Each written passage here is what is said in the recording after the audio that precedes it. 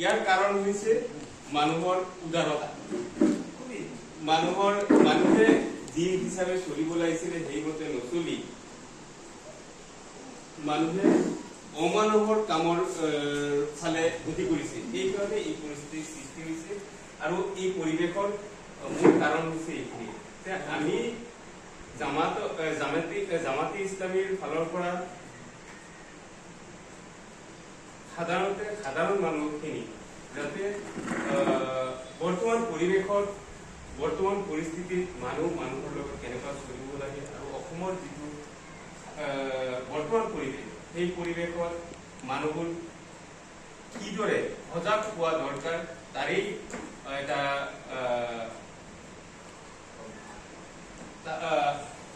এটা আৱাজ দিয়াৰ কাৰণে জামাতে ইছলামীয়ে এইটো কাৰ্যসূচী হাতত লৈছিলে। এই কাৰ্যসূচী মৰ্মে আজি আমি বেৰাজানৰ এই মছজিদত উপস্থিত হৈছোঁ আৰু ৰাইজসকলৰ মাজত কিছু কথা এই সম্পৰ্কে আমাৰ চকীৰ ভাইয়ে বহলভাৱে আলোচনা কৰিব।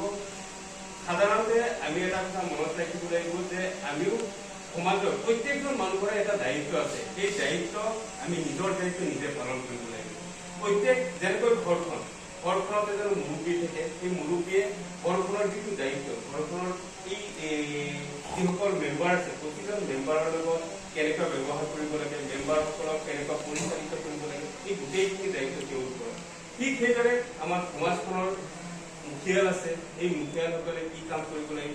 আমাৰো এই যে আমি যে ইয়াত আহিছো প্ৰত্যেকে আমাৰ নিজৰ দায়িত্ব জ্ঞান আছে কাৰণে আমি আহিছো। বহুত মানুহ আছিলে আৰু বহুত মানুহক মাতা হৈছিলে, কিন্তু আশা নাই। এতিয়া মই ভাবো যে আমি যদি সজাগ হওঁ নিশ্চয় আমি আমাৰ সমাজত আমি বিভিন্ন সমস্যাৰ পৰা আমি কি কৰিব পাৰিম, বাচি থাকিব পাৰিম। তাৰে আজি কিছুমান আলোচনা কৰাৰ কাৰণে আমি ইয়াত বহিছোঁ। মই ভাবোঁ যে আমাৰ চকীৰ ভাইয়ে কিছু কথা এই সম্পৰ্কে আলোচনা কৰিব। মোৰ ফালৰ পৰা যিখিনি মই আজি দৰকাৰী কথা আছিলে এইখিনিয়ে কৰি মোৰ নমস্কাৰ ছাৰ, বিষয়টো আপুনি দাঙি ধৰাতে আচলতে দাঙি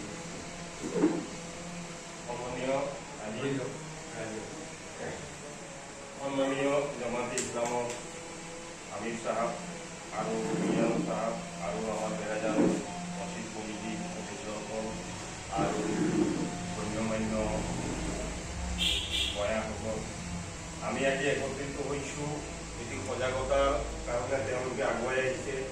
মুছলিমসকল লাঞ্ছিত হৈ আছে, বঞ্চিত হৈ আছে আৰু তেওঁলোকক নানান ধৰণৰ ঠগ প্ৰবঞ্চনা কৰি আছে, সন্মান হানি কৰি আছে। তাৰ বাবে আমি বেলেগক দুখ দি লাভ নাই। কোনোবাই সন্মান হানি কৰি আছে অন্য কৌমে, তাত আমি বেছি ক'বলগীয়া নাই। আমি নিজকে নিজে শুধৰণিত আনিব লাগিব যে ডেকা ল'ৰা চাম বিশেষকৈ আৰু যিবিলাক মানুহে ক'ত কাম বন কৰি ফুৰে, বেপাৰ বাণিজ্য কৰি ফুৰে, তেওঁলোকে অন্ততঃ নিজকে সংযত ৰাখিব লাগে আৰু অনাৰ্গল অযথা কথা কৈ বাটৰ কচু গাত খনাৰ নিচিনা আমি যাতে নকৰোঁ। আমাৰ ওপৰত কিবা আক্ৰমণ আহিছে সেইটো নিশ্চয় আমাক আল্লাহেও সহায় কৰিব, জামাতে ইছলামীয়েও সহায় কৰিব, ৰাইজেও সহায় কৰিব, অন্য কৌমেও সহায় কৰিব। কিন্তু আমি যাতে নিজে নিজে এই বাটৰ কচু গাত খহি দুখটো নলগাওঁ। সেইকাৰণে আমি যুৱক চামক অন্ততঃ সকীয়াই দিব লাগে যে তোমালোকে য'তেই নোযোৱা কিয় অযথা মানুহৰ লগত লাগি লোৱাৰ দিন এতিয়া নাই। এতিয়া অলপ পৰিস্থিতি অন্য ধৰণে চলি আছে। গতিকে আমি তেনে ক্ষেত্ৰত নিজকে সংযত ৰখাটোৱে উচিত বুলি আমি যাতে বুজাই দিওঁ, সেইটোৱে মোৰ।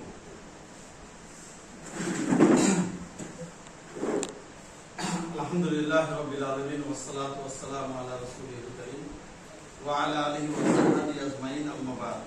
আউযু বিল্লাহি মিনাশ শাইতানির রাজীম। বিসমিল্লাহির রহমানির রহিম। সম্মানীয় আমাৰ এই অঞ্চলৰ ৰাইজ, আসসালামু আলাইকুম ৰহমতুল্লাহি ওয়া বাৰাকাতুহু। আজি আমি ইয়াত সমবেত হৈছোঁ বিশেষ আলোচনাৰ কাৰণে। এই মিটিংখনে আজি এইটো কাম হয়। আজি আমি এটা কাৰ্যসূচী ল'ম। কালি মই ঢেকীয়াজুলি ঘৰ চলাই পিনে প্ৰগ্ৰাম কৰি আহি আজি ইয়াত তেজপুৰতো মেল মিটিং হৈ গৈছে। জামাতে ইছলামী হিন্দ আমি সকলোৱে জানো এটা ইছলাম সংগঠন। এইটো অকল যে কুৰবানী দিয়া, ইফতাৰ দিয়া, ৰিলিফ দিয়া, কম্বল দিয়া সেইটো উদ্দেশ্য নহয়। এইটো হৈছে এটা খেদমত, সেৱা কৰা। কিয়নো আল্লাহ ৰসুল সাল্লাল্লাহু আলাইহি ওয়াসাল্লাম সাহাবায়ে কেৰাম সকলে কৰি গৈছিল সেই সুন্নতটো পুনৰ জীৱিত কৰাৰ কাৰণে এইখিনি কাম চলি আছে। যেনেকে মিছুৱা কৰা সুন্নত, কুলু ফুলোৱা মুস্তাহাব, আমি তাতে আছো মুছলমান আজি, হয় নে নহয়? দাড়ি ৰেখা সুন্নত ৰাখি ললো, টুপি পিন্ধিব লাগে সুন্নত, কিন্তু মেইন যিবিলাক ডাঙৰ ডাঙৰ সুন্নত সেইটো আমাৰ সমাজৰ পৰা বিলুপ্ত হৈছে। তেনেকে জামাতে ইছলামী হিন্দে অকল তেজপুৰতে নহয় গোটেই ভাৰতবৰ্ষতে এটা কাৰ্যসূচী লৈছে এক মাহৰ কাৰণে, যে বৰ্তমান দেশত যিটো ভয়াৱহ পৰিস্থিতি অকল অসমেই নহয় গোটেই ভাৰতবৰ্ষত হৈছে, যে স্বাধীনতা আমি আৰ্জন কৰিলোঁ ব্ৰিটিছৰ পৰা, কিন্তু এই স্বাধীনতাৰ কাৰণে মেইন বিষয়বস্তু কি আছিল? আমি প্ৰকৃততে স্বাধীন হৈছোঁ নে? স্বাধীনতাৰ নামত আমি কিমান যে অপকৰ্ম কৰি আছোঁ, সেই বস্তুবিলাক আমাৰ চিন্তাধাৰাত নাইকিয়া হৈ গৈছে।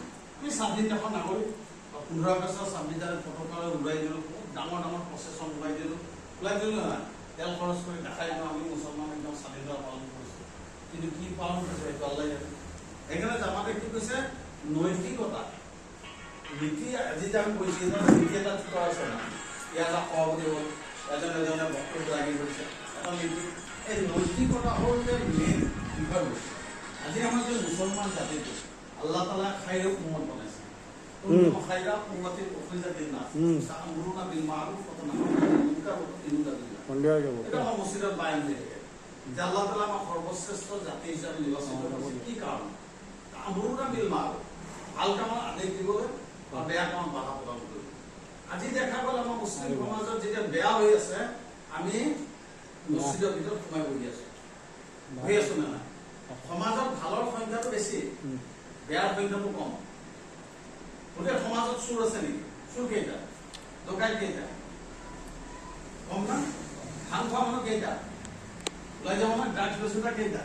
সংখ্যা কম, কিন্তু ভাল বেছি। কিন্তু ভাল কি হ'ল, কোনোবাই গ'লে হ'ব দে, যি হয় মই হ'ব দে, মই তেজপুৰত আছো, যিকোনো কৰি। আমি যে বহি গ'লো, এই বেয়াটো আগবাঢ়ি আহিলে নাই? আজি আমি ইয়াত যিখিনি গোট খাইছো এইখিনি বহুত ডাঙৰ গোট খাইছো। যেতিয়া আমি তেজপুৰত এবাৰ মাতিছিলো নহয় মানুহ, বহু বছৰ আগতে কিমান মানুহ গোট খাইছিল, নাইবা ৰিপৰ্ট কৰে 50,000 গোট খাইছিল। কেইটা মানুহ আমি ঘূৰিছিলো, কোনোবা জেগাত আমি 4জন মানুহলৈ বহিছিলো, ক'ৰবাত আমি 3জনলৈ বহিছিলো। কিন্তু এই 3-4জন নহয়, আল্লাহ ৰছুলে কৈছে এজন মুমিন 20জনৰ সমকক্ষ। এইজন কাৰ কথা? আল্লাহৰ কথা, কুৰাণৰ কথা। যদি আমি আল্লাহৰ প্ৰতি ইমান আনো, আল্লাহৰ ওপৰত একদম দৃঢ় বিশ্বাস কৰোঁ, আল্লাহ তাআলা আমাক আগৰ মাছৰ চাবে, আল্লাহ আমাক হেফাজত কৰিব না। আজি যে আমি ইমান উন্নত জাতি এটা, আজি আমি পদদলিত, লাঞ্ছিত, বঞ্চিত, অপমানিত। আজি আপুনি চাওক, যদি যাওক ইয়াতো এটা নামমাত্ৰা চিম্বল। এতিয়া বহুতে কয় গৰীয়া মৰীয়া সিহঁত আমাৰ পৰা আঁতৰি গৈছে, এইবিলাক দিছে মৰীয়াও মাৰ খাইছে, মুছলিম মৰীয়া মুছলমানো মাৰ খাইছে। এই যে গৰু বেপাৰী মৰীয়া আছে ন, মৰীয়াখিনি অলপ হ'ল কি হ'ল, সিহঁতে এই গৰু বেপাৰী চাবলৈ নকৰে, মৰীয়াখিনি এইবিলাক চব কৰে। এই ঘূৰাই ঘূৰাই গাঁৱত ঘূৰি পেলাই সিহঁতক ফাইনেন্সিয়েলি কমজুৰি একদম, আমাৰ মিয়া মানুহতকৈ কমজুৰি ক'ব গ'লে মৰীয়াখিনি, আৰু সিহঁতৰ সংখ্যাও কম।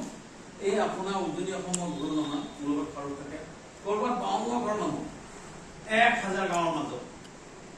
এতিয়া সিহঁতে কিবা কৰিব পাৰিব নেকি? সিহঁতৰ লগত খাৰা হ'বই লাগিব।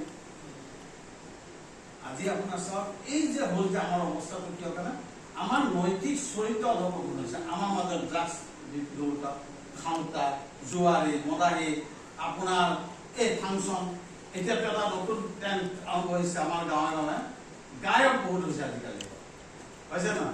ইছলামত মিউজিক বস্তুটো হাৰাম কৰিছে নে নাই? আজিকালি ঘৰৰ ভিতৰত পাওঁ, ফেচবুকত পাওঁ যে একেবাৰে বাংলা ভাষা, মিয়া ভাষাত গজল গাই, গান গাই আছে, গাই এখন যুদ্ধ লগাই দিলে, আছামটো বাপে বাৰী নে কি বুলি ক'লে, তাৰ লগত মোৰ কথা হৈছে হা, আপুনি এইটো চিন্তা কৰি এৰিব লাগিছিলে।